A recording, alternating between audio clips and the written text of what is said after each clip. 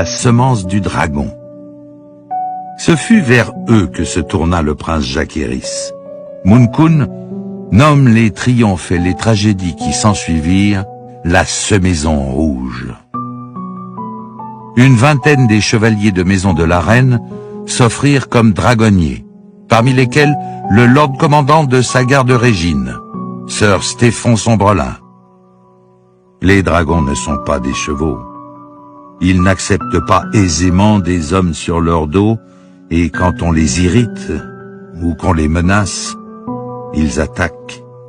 Stéphon Sombrelin périt calciné en tentant d'enfourcher le dragon Fumée des Mers. Pourtant, Fumée des Mers, Vermithor et Aile d'Argent étaient habitués aux hommes et toléraient leur présence.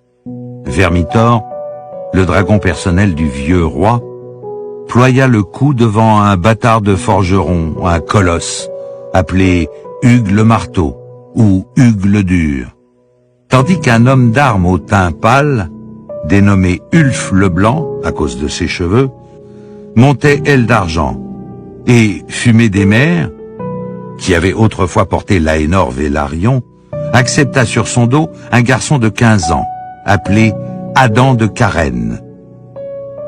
Adam et son frère Aline, plus jeune d'1 an, étaient nés d'une certaine Marilda.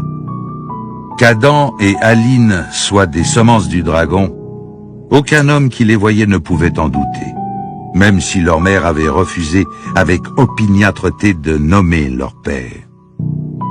Ce fut seulement lorsque le prince Jacaerys lança son appel à de nouveaux dragonniers que Marilda rompit enfin son silence, affirmant que les 2 garçons étaient les fils naturels du défunt Sir Laenor Velaryon. Néanmoins, Champignon, comme toujours, diffère.